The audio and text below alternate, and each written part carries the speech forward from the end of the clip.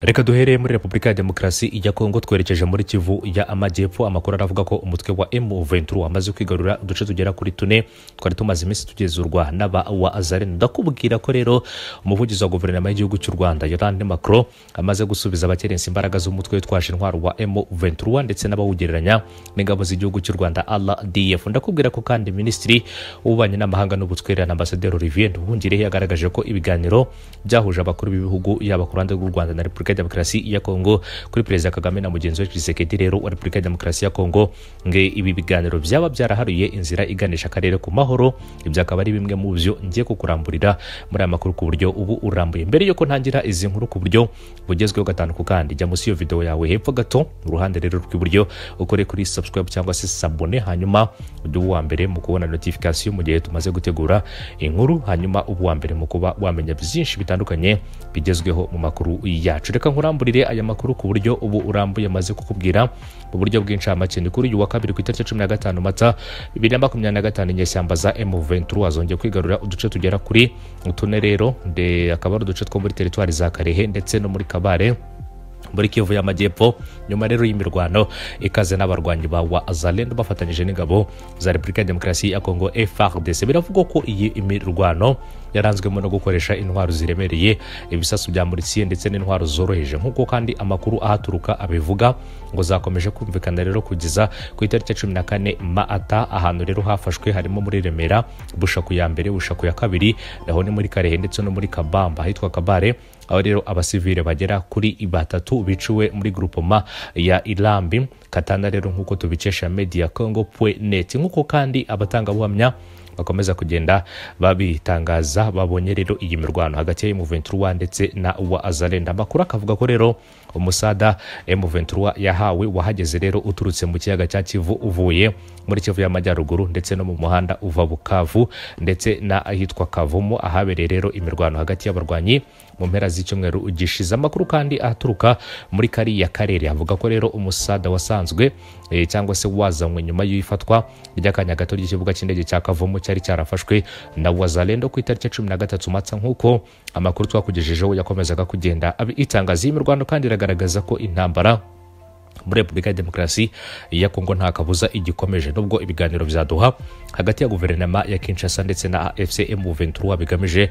kurangiza intambara bitaratererwa icyizere. M23 kandi imaze amezi agera kuri 2 igenzura ibice bitandukanye muri Repubulika ya Demokarasi ya Kongo bya Kivu y'Amajyaruguru ndetse na Bukavu, ikaba kandi ikomeje gutera imbere igana mu turere tw'ingenzi twa Kivu y'Amajyepfo ndetse ikaba ishobora gukomereza mu zindi ntara zihegereye nka Tanganyika cyangwa se Maniema, nk'uko aya makuru abitangaza. Umuvugizi wa guverinoma y'igihugu cy'u Rwanda Yolande Macron yasubije abakerensi imbaraga z'umutwe twaje intwaro wa M23 urwanya ubutegetsi bwa Repubulika Iharanira Demokarasi ya Kongo bakatwitiranya cyangwa se bakawitiranya n'ingabo z'igihugu cy'u Rwanda RDF. Mu kiganiro n'umunyamakuru wa Anewes TV, Macron yavuze ko umutwe w'iterabwoba wa FDLR ugizwe n'abagize uruhare muri jenoside yakorewe abatutsi muri 1994 na nyuma y'imyaka irenga 30 bahungiye mu burasirazuba bwa Repubulika ya Demokarasi ya Kongo bagifite umugambi wo gutera igihugu cy'u Rwanda. Agira ati FDLR uyu mutwe wakoze jenoside ugahungira muri RDC, ubu ukaba mazeyo imyaka irenga 30. Buri wese arabizi ko kuva muri 2003 hatowe imyanzuro irenga 20 y'akanama Karoni gashinzwe umutekano yerekeye kuri FDLR no gukemura ikibazo iteza. Yasobanuye ko nubwo ingabo ziri mu butumwa bw'amahoro bwa Loni zoherejwe muri Repubulika ya Demokarasi ya Kongo gusenya FDLR n'indi mitwe yitwaje intwaro, nta cyakozwe kuko uyu mutwe ugihari, ahubwo noneho ukaba ukorana n'ingabo za Repubulika ya Demokarasi ya Kongo. Yagaragaje ko mu rwego rwo gukumira umugambi wa FDLR u Rwanda rwashyize ku mupaka warwo na Repubulika ya Demokarasi ya Kongo ingamba z'ubwirinzi. Asobanura ko rero rutigeze rwohereza ingabo muri kiriya gihugu cy'abaturanyi. Macron kandi yagaragaje ko FDLR ifite uruhare ubugizi bwa nabi bikorerwa abanyekongo mu bwoko bw'abatutsi, byatumye kandi bamwe bahungira mu bihugu bitandukanye birimo ibituranye Repubulika ya Demokarasi ya Kongo nk'u Rwanda n'igihugu cya Uganda. Yasobanuye ko kandi M23 yavutse kugira ngo irwanire aba banyekongo bambuwe uburenganzira mu gihugu cyabo kugira ngo bave mu buhungiro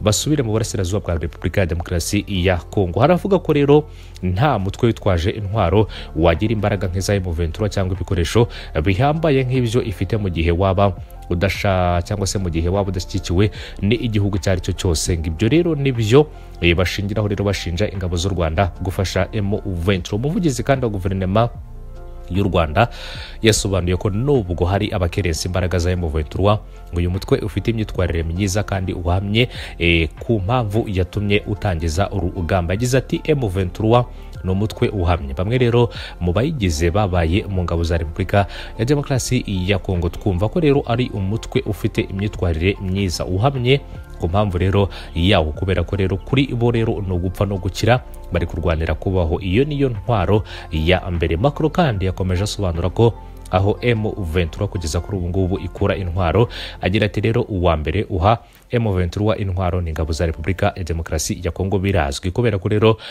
buri rugamba M23 irwana ikarutsinda, ingabo za RDC ziriruka zigata intwaro. Zataye rero intwaro nyinshi mu myaka irenga 3 nkuko yakomeje kugenda abigaruko. Yabajijwe niba ibiganiro by'u Rwanda na Repubulika ya Demokarasi ya Kongo gusa bishobora gukemura ikibazo cya M23 nkuko ubutegetsi bw'Kinshasa bubivuga, asubiza ko rero ibyo bidashoboka, ahubwo ko uyu mutwe nawo ukwiye kujya mu biganiro byo gukemura impamvu yatumye urwana. Agira ati hari ikibazo cy'imbere muri RDC. M23 ni umutwe w'abanyekongo kandi bafite ibyo basaba leta yabo, bityo rero ibyo bikwiye gukemurirwa hagati yabo ndetse na leta yabo. M23 kandi yatangije urugamba mu Gushyingo 2021. Nyuma rero y'imyaka igera ku 8 uyu mutwe usenyutse, isaba leta kandi Repubulika ya Demokarasi ya Kongo kubahiriza amasezerano yagiranye n'abahoze rero mu mitwe itwaje intwaro wa CNDP ku itariki ya 23/2009. Akaba aribwo impande zombi zagiranye amasezerano ku ruhande rwa Repubulika ya Demokarasi ya Kongo ndetse n'abahoze muri CNDP ku ruhande rero rwa M23. M23 yongeye kuvuka ndetse abenshi mu barimo bararwana kugeza kuri ubu ngubu akaba arababari barahungiye mu gihugu cya Uganda nkuko amakuru yakomeje kugenda abigaruka. Ni mu gihe kandi Minisitiri w'Ububanyi n'Amahanga n'Ubutwererane Ambasaderi Olivier Nduhungirehe nawe rero yagaragaje ko ibiganiro byahuje Perezida w'igihugu cy'u Rwanda Paul Kagame ndetse na mugenzi we Felix Tshisekedi wa Repubulika ya Demokarasi ya Kongo byaharuye inzira iganisha akarere ku mahoro. Perezida Kagame na Tshisekedi bahuriye i Doha kwa 18. Mwese murabizi Werurwe 2025 bigizwemo uruhare na Emir wa Qatar Sheikh Tamim bin Hamad Al Thani. Ikindi kandi bemeranyije ko ibiganiro bya politike ari byo byakemura ikibazo cy'umutekano muke mu karere. Mu kiganiro kandi n'umunyamakuru witwa Lef Mushtaki wa Al Jazeera, Minisitiri kandi Nduhungirehe yagaragaje ko guhura kw'abakuru b'ibihugu byombi rero kwafunguye ibiganiro tekinike byahuje abahagarariye u Rwanda ndetse na Repubulika ya Demokarasi ya Kongo. Minisitiri kandi Nduhungirehe yasobanuye ko rero umutwe witwaje intwaro wa M23 wagira uruhare rukomeye cyane mu kugarura amahoro mu burasirazuba bwa RDC. Nawe rero watumiwe mu biganiro byabereye i Doha nyuma kandi yo guhura kw'abakuru b'ibihugu nkuko yakomeje kugenda abigaruko. Yashimiye cyane Qatar kubw'umusanzu ikomeje gutanga kugira ngo u Rwanda na Repubulika ya Demokarasi ya Kongo bikemura amakimbirane bifitanye. Anenga kandi ibihugu bikomeje gushyira igitutu ku Rwanda bigamije kubangamira ubusugire bwarwo. Ni mu gihe kandi bimwe mu bihugu byo mu burengerazuba bw'isi bigishaka gufatira u Rwanda ibihano birushinja gufasha umutwe wa M23. Minisitiri Nduhungirehe yagaragaje ko narwo rero rufite uburyo bwa rufasha rero guhangana n'ibyo bibazo nkuko yakomeje kugenda abigarukaho. Yagaragaje ko kandi ibihano by'amahanga bigira ingaruka mbi rero ku biganiro by'amahoro, kuko rero ikindi kandi ngo bishobora gutuma leta ya Repubulika ya Demokarasi ya Kongo yiyumva ko rero ari byo bishobora gukemura ikibazo cy'umutekano muke uri mu burasirazuba bwa Repubulika ya Demokarasi ya Kongo. Ikindi kandi mu byumweru byera kuri 2 bishize intumwa z'igihugu cy'u Rwanda ndetse n'intumwa za Repubulika ya Demokarasi ya Kongo zarimo abashinzwe umutekano n'iperereza rero zaganiriye inshuro zigera kuri 2. Ku rundi ruhande kandi iza Repubulika ya Demokarasi ya Kongo nazo zikaba zarahuye n'intumwa za M23. Nta kindi u Rwanda rusaba Repubulika ya Demokarasi ya Kongo kitari ugusenya umutwe wa FDLR ubarizwamo rero abasize bakoze ibyaha bya jenoside yakorewe abatutsi mu gihugu cy'u Rwanda muri 1994. Nta kindi kandi umutwe wa M23 usaba leta ya Kongo usibye uburenganzira bw'abanyekongo bavuga ururimi rw'ikinyarwanda ndetse n'ubwigenge mu gihugu cyabo, nkuko ari bimwe mu byo M23 igaragaza ko yahagurukiye rero kurwanya ku ruhande rwa M23. Ni mu gihe kandi Repubulika ya Demokarasi ya Kongo nayo yakunze gushinja u Rwanda ibirego bitandukanye byo kuba u Rwanda rufite ingabo muri Repubulika ya Demokarasi ya Kongo. Gusa u Rwanda rwarabihakanye rugaragaza ko rero bitewe n'umugambi w'iki gihugu cyagaragaje ko cyifuza kuba cyatera igihugu cy'u Rwanda. Aribyo byatumye u Rwanda rufata ingamba zikomeza gushyira ubwirinzi ku mupaka warwo ndetse na Repubulika ya Demokarasi ya Kongo. Reka mbashimire mbifuriza gukomeza kugira umunsi mwiza, mukore kuri subscribe mubambire mu kubona amakuru agezweho.